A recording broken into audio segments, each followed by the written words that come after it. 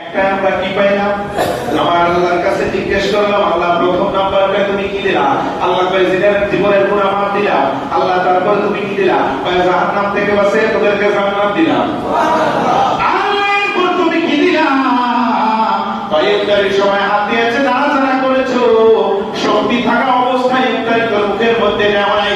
এই না দেওয়ার কারণে আমি আল্লাহ তোদের উপরে খুশি হইয়া যতদিন জীবনে পয়সা থাকবি আর দোয়া করবি, ততদিনের মধ্য থেকে কঠিন করুন বালা মুসিবতে তোদেরকে পাবে না। একটা গেল। এরপর দ্বিতীয় নম্বর আল্লাহর রহমত। দ্বিতীয় নম্বরে আল্লাহ কি ওয়াদা করলেন? আল্লাহ ওয়াদা করলেন যে রাইয়ার নাম যে চারপাশে আমি আল্লাহ বানাইছি, এই জায়গার মধ্যে আমার বান্দারা উপস্থিত হবে, তবে সব বান্দারা না। আল্লাহ নিজে বললেন সব বান্দারা না। আলাইকুমুস সিয়াম কামা কুতিবা আলাল্লাযিনা মিন ক্বাবলিকুম লাআল্লাকুম তাত্তাকুন। সুবহানাল্লাহ। যারা একমাত্র মুত্তাকি বান্দা, আল্লাহ 100 বার বলেছেন লাআল্লাকুম তাত্তাকুন। সুবহানাল্লাহ। যারা রোজা রাখবে, যারা মুত্তাকি হবে, যারা পরিষ্কার হবে, তাদের জন্য আমি আল্লাহ সুবহানাহু ওয়া তাআলা জান্নাত নামক রাইয়ান দরজা বানাইলাম। তাহলে বোঝা যায় যে সকলের জন্য জান্নাত নামক রাইয়ানে স্থান হবে। আপনারা বলেন সবার কি হবে? সবার হবে না। এটা কাদের জন্য? রোজাদারের জন্য। জোরে বলেন কাদের জন্য? আমরা খুশি না যান? যদি খুশি হয়ে থাকে বলি আলহামদুলিল্লাহ, আর জোরে বলি ইয়া রাসূলুল্লাহ। এবার আমার আল্লাহ সুবহানাহু ওয়া তাআলা ফেরেশতাদের সাথে বলে, আল্লাহ কি সব জানে না? আল্লাহ কি দেখে না? সবকিছু দেখে এবং জানে, বোঝে, শোনে, সবকিছুই তুই মানুষের। সে বলে, এই ফেরেশতারা, আমার বান্দারা তো দুনিয়ায় বসে অনেক কিছুই আমার কাছে চায়, তার চাইতে সবচেয়ে ইম্পর্টেন্ট কোন জিনিসটা আমার কাছে চায়? ফেরেশতারা কয়, আল্লাহ এই জিনিসটা সবাই চায় না। ফেরেশতারাও ঠিক আছে, তারাও বলতে সুন্দরভাবে বলে, আল্লাহ একটা জিনিস চায়, তবে সবাই চায় না। সবাই কি চায়? সবাই চায় গাড়ি বাড়ি, টাকা পয়সা, স্ত্রী, পরিবার, পরিজন। কেউ ধরা হইতে চায়, কেউ বড় হইতে চায়, কেউ কোটিপতি হইতে চায়। আছে না নাই? তাহলে কিছু কিছু লোকে কি চায়? কিছু কিছু লোকে চায় তোমাকে দেখতে। আরো জোরে নাও। কিছু কিছু লোকে চায় কাকে দেখতে? আল্লাহকে দেখতে চায়। আল্লাহ বলে, আমাকে কারা কারা দেখতে চায়? বলে রোজার যারা, তারা তোমাকে দেখতে চায়। ওই যে বলছিলাম, আল্লাহ দুইটা নিয়ামতের তাসকারা আল্লাহ আমাদেরকে দান করবে। সেই নিয়ামতের তাসকারা দুইটা। এক নাম্বারটা চলে গেল, দ্বিতীয়টা বন্ধুদের সংক্ষেপ সময় বলে দিচ্ছি, সময় বড় কম। এবার আল্লাহ সুবহানাহু ওয়া তাআলা কিয়ামতের ময়দান যখন শুরু হয়ে যাবে রে বাবা, হাজার হাজার মানুষ থাকবে, রোজাদার রাতার মধ্যে উপস্থিত থাকবে। আমার নবী ডাক দিয়ে বলবে, আমার রোজাদার উম্মত,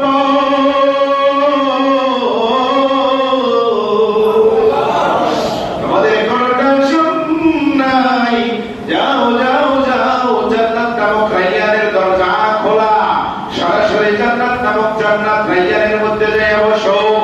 বসলে পরে কিছুক্ষণের মধ্যে তোমাদের যে মনের মধ্যে আশা ছিল, তোমাদের মনের মধ্যে যে বাসনা ছিল, আল্লাহ দেখার যে কামনা ছিল,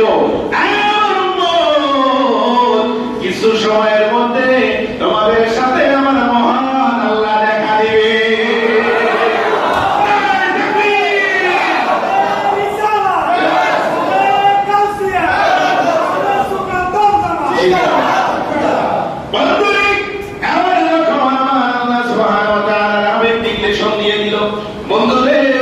আপনি যখন আপনার উপরদেরকে খবর জানিয়ে দিলেন, যাও যাও যাও যাও যাও, তোমরা জান্নাতুর রাইয়ানের মধ্যে প্রবেশ করো। জান্নাতুর রাইয়ানের মধ্যে প্রবেশ করে বান্দারা দেখতে পাইবে বিশাল এক কাসকারবার, খালি কুরসি বসানো, কুরসি বসানো। এখন রোজাদার ব্যক্তিরা আবার তাজিমের ব্যাপার হয়ে যাবে। চেয়ারের তো কোনো অভাব নাই, কিন্তু এখানে তো লেখা নাই আমাদের কোন চেয়ারটা বা আমরা কোন জায়গায় বসবো। গাড়ির মধ্যে যারা উঠেন, বাসের মধ্যে টিকিট দেয়, টিকিটের পিছনে আবার নাম্বার দেওয়া থাকে, কত নাম্বার সিট, আপনি কত নাম্বার সিটের আপনি আসন গ্রহণ করবেন। দাঁড়িয়ে যাবে, আমরা দাঁড়িয়ে থাকবো সেখানে যে আমরা কোন জায়গার মধ্যে বসবো। এত সুন্দর মেহমান খানা, এত সুন্দর কনফারেন্স বানাইলো আল্লাহ এখানে আমাদেরকে বসাইবে। চেয়ার গুলো তো অত্যন্ত জান্নাতি সুউচ্চ চেয়ার, তাহলে আমরা কোন চেয়ারটার মধ্যে বসবো? আমার আল্লাহ সুবহানাহু ওয়া তাআলা দিয়ে বলি, এ আমার বান্দারা টেনশন করো, কোনো কারণ নাই, যা যা যা প্রথম সারির মধ্যে আমার পয়গম্বররা বসবে, দ্বিতীয় সারির মধ্যে আমার সুহাদায়ে কেরামরা বসবে, তৃতীয় সারির মধ্যে আমার বান্দা তোমরা আসন গ্রহণ করব। আমি আল্লাহ অল্প কিছুক্ষণের মধ্যে তোমাদের সাথে মোলাকাত করব। দ্বিতীয় সিঁড়ির মধ্যে আমরা যখন চেয়ারের মধ্যে বসে যাবো, বান্দা বান্দারা যখন বসে যাইবে তাকাইয়ে দেখবে এত সুন্দর সুন্দর নবী পয়গম্বর আলাইহিস সালাতু ওয়াস সালামরা দলে দলবদ্ধ হয়ে আসতেছেন এবং বসতেছেন, আসতেছেন এবং বসতেছেন। ও বন্ধু, একটা সময় রে আমার আল্লাহ সুবহানাহু ওয়া তাআলা কনফারেন্সের সামনে দুইটা কুরসি থাকবে। কয়টা? আমাদের নিয়ামত কয়টা? ও বন্ধু জোরে কয়টা? আমি বলবো কি সময় নাই রে বাবা, ওয়াজ বের হয়ে আসতেছে। আল্লাহ বলছেন দুইটা তাসকিরা দিবে, দুইটা তাসকিরার কথা কইয়া আল্লাহ একটা দুনিয়ায় দিয়েছে, একটা আখিরাতের জন্য রাখছে। তাহলে ওখানে দুইটা চেয়ার কেন? আল্লাহ আমাদের সামনে দুইটা চেয়ার কেন? আমার আল্লাহ কয় আমি পারি না আমার বন্ধুকে দূরে রাখা, আমি আল্লাহ তোদেরকে দেখা দিব না। একই সাথে দুই চেয়ারের কারণে আমার বন্ধুও দেখা দিবে, আমি আল্লাহ তোদেরকে দেখা দিব।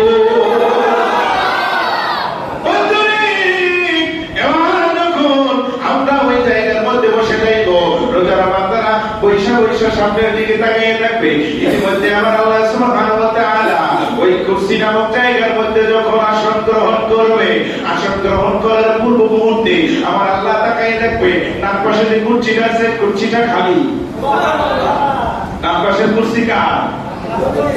আর জোরে কও।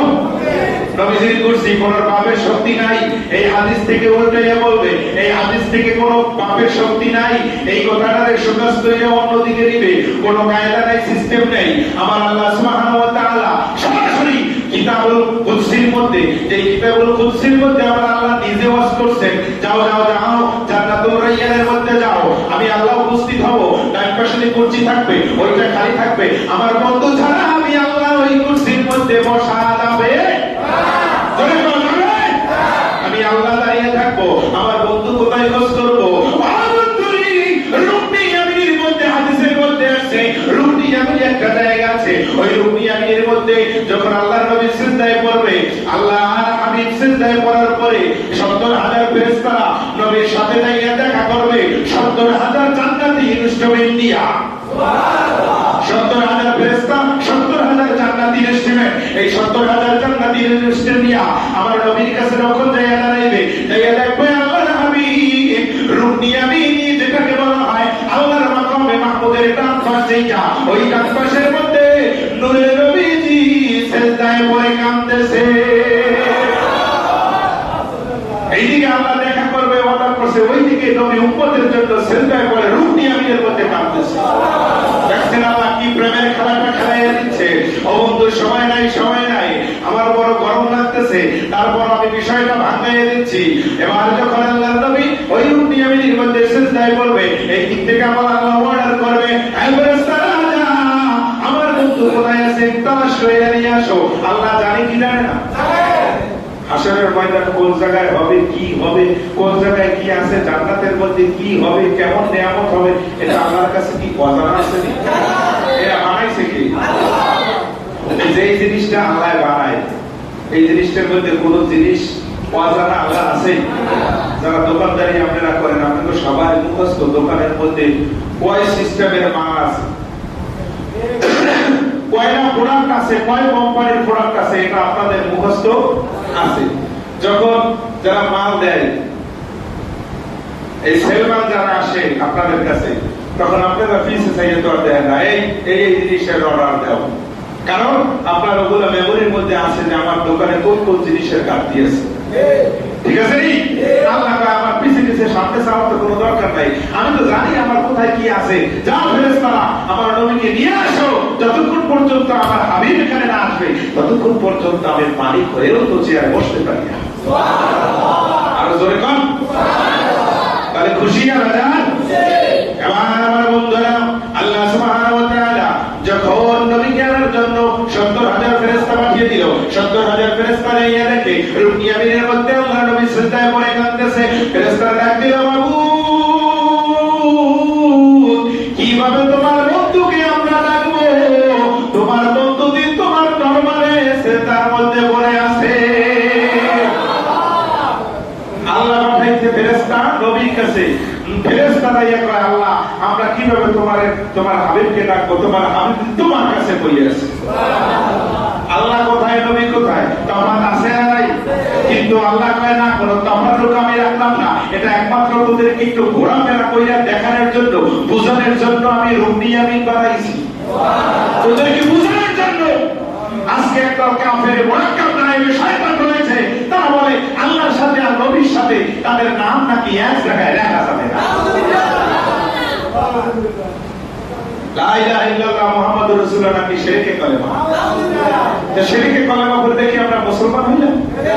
হ্যাঁ, যেগুলা কয় যে শিরকে কলেমা, তা তোমরা শিরক করছো, কারণ তোমরা ওই শিরকি কলেমা পড়ছো। আমরা পড়ছি লা ইলাহা ইল্লাল্লাহ মুহাম্মাদুর রাসূলুল্লাহ। আল্লাহ যেখানে আমার নবী সেখানে, আমার নবী যেখানে আমার আল্লাহ সেখানে। ঠিক কি না? এটা বলে মনের মধ্যে এসেছে যে আল্লাহর জিকির যেখানে, আমার নবীর জিকির সেখানে। জাযবুল কুলুব ইলা দিয়ারিল মাহবুব। সুবহানাল্লাহ। জাযবুল কুলুব, আমার আল্লাহ জাযবুল কুলুব, কলবের মধ্যে যে জিকির হয়, আল্লাহ আল্লাহ জিকির করি আমরা, এই কলবের মধ্যে যে জিকির হয়, এই জিকির যেখানে, আমার আল্লাহ কয় ওয়া দিয়ারিল মাহবুব, আমার মাহবুব তোমাদের সেখানে। তাহলে আল্লাহ যেখানে, রাসূল সেখানে, আবার যেখানে আমার রাসূল সেখানে আমার আল্লাহ। তাহলে দুজন আছে না নাই? এই জন্য তো বলে, কেউ বা বলে নবীজি কাবা হারি কাবা, কেউ বা বলে নবীজি কাবারি মাহাবা। আর জোরে দাও। কেউ বা বলে নবীজি কাবা হারি কাবা, কেউ বা বলে নবীজি কাবারি মাহাবা। ওই যার কারণে খাবায় কাবা, যার কারণে খানায় কাবা, হইয়াছে কালায়া মুহাম্মদ মুস্তাফা নবী সাল্লাল্লাহু ইয়া মুহাম্মদ মুস্তাফা নবী সাল্লাল্লাহু শাফাতের কান্ডারি রাসূলুল্লাহ ইয়া মুহাম্মদ মুস্তাফা নবী সাল্লাল্লাহু। কেউ বা বলে নবীজি নূরের পুতুল। সুবহানাল্লাহ। কেউ বা বলে নবীজি নূরের পুতুল, কেউ বা বলে নবীজি গোলাপের ফুল। কেউ বা বলে নবীজি নূরের পুতুল, কেউ বা বলে নবীজি গোলাপের ফুল। নয় সে গোলাপ, নয় সে পুতুল, নূর আল্লাহ ইয়া মুহাম্মদ মুস্তাফা নবী সাল্লাল্লাহু ইয়া মুহাম্মদ মুস্তাফা নবী সাল্লাল্লাহু। আয় আমার শাফাতের কান্ডারি রাসূলুল্লাহ ইয়া মুহাম্মদ মুস্তাফা নবী সাল্লাল্লাহু। বন্ধুরা আমার বলেছিলাম, এবার যখন আল্লাহর নবীকে ওখান থেকে নিয়ে আসা হবে, আল্লাহর নবী আয়েশা দাঁড়াইবে, আমার আল্লাহকে সালাম দিবে। এর আগে আমার আল্লাহ সালাম দিছে, আগে দিছে না? আমি একটা গজল লিখছিলাম, সবার আগে নবীজিকে সালাম জানাই, সবার আগে নবীজিকে সালাম জানাই। সে তো আমার আল্লাহ তাআলা প্রভু দয়াময়, সে তো আমার আল্লাহ তাআলা প্রভু দয়াময়। সালাম শুনে নবী আমার অতি খুশি হয়, সালাম শুনে নবী আমার অতি খুশি হয়। সেই তোমরা নবীজিকে সালাম জানাই বন্ধু, সেই তোমরা নবীজিকে সালাম দেননি? আমি নিজে লিখছি, এই গজলগুলো লিখছি নিজে। তা কি কইলেন যে আল্লাহ সালাম দিছে, সালাম দেওয়ার পরে নবী কি হইছে? নবী খুশি হইছে। নবী খুশি হইতে কাজে সেই কাজটা আমাদের করার দরকার আসেনি?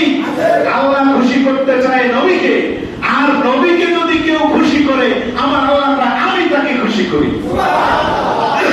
বন্ধুরা আমার, এবার আল্লাহ সুবহানাহু ওয়া তাআলা নবীর কাছে যখন আল্লাহর কাছে যখন নবী চলে আসলো, আয়েশা দাঁড়াইলো, আল্লাহর নবী আল্লাহকে সালাম দিল। সালাম দেওয়ার পরে নবী সালামের উত্তর নিয়ে আমার আল্লাহ আবার নবীকে সালাম দিছে। সালাম দেওয়ার পরে আমার আল্লাহ সুবহানাহু ওয়া তাআলা বললেন, বন্ধুরে আসন গ্রহণ করেন কুরসির মধ্যে। কোথায়? কুরসি মানে চেয়ার। আসন গ্রহণ করেন। আমার আল্লাহ বলে, হাবিব আপনি যদি না বসেন তাহলে তো আমি আল্লাহ বসতে পারি না, কারণ আপনি তো আমার বন্ধু। বন্ধুর একটা ইজ্জত আছে না নাই? মালিক হয়ে বন্ধুকে ইজ্জত দেয়, এটা হলো সবচাইতে বড় মহব্বতের কাজটা।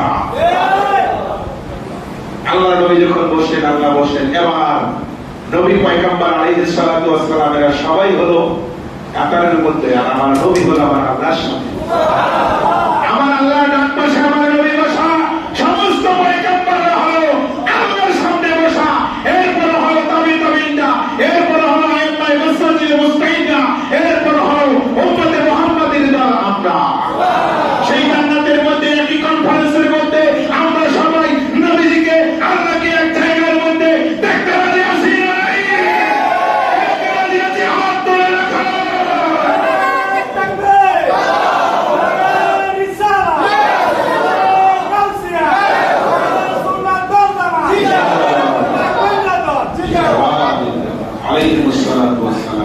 আল্লাহ কবুল করুন। যাই হোক, আর কথা বললাম না, এখানেই শেষ করবো।